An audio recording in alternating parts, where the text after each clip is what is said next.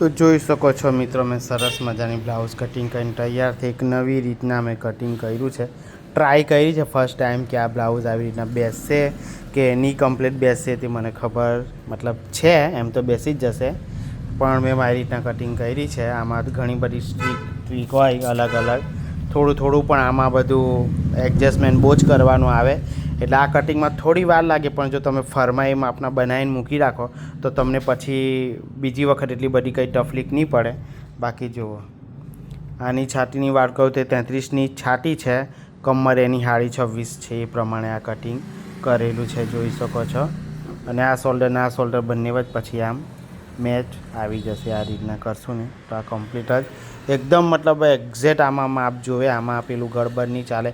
એનો બસ પોઈન્ટ જોવે, એનો બસ પોઈન્ટ જોવે, પછી આનો 10મો ભાગ કમ્પ્લીટ જોવે. નહીં હોય તો માપ પણ લઈ શકો. આ રીતના હોય છે બધું, જોઈ શકો. હજુ આનું લોંગ સ્લીવ છે એટલે મેં લોંગ સ્લીવનો ફરમો નથી કાપ્યો. આ એની બ્લાઉઝ છે તો જોઈ આવે કેવું થાય. હું બહીના પછી તમને બતાડીશ. બાકી આ તમને કટિંગ કેવું લાગ્યું જુઓ. આમાં અડધો ઇંચનું દબાણ આપેલું છે, અલગ પદ્ધતિએ કટિંગ કરેલું છે. હવે જોઈએ કે કેવું બને છે આ બ્લાઉઝ.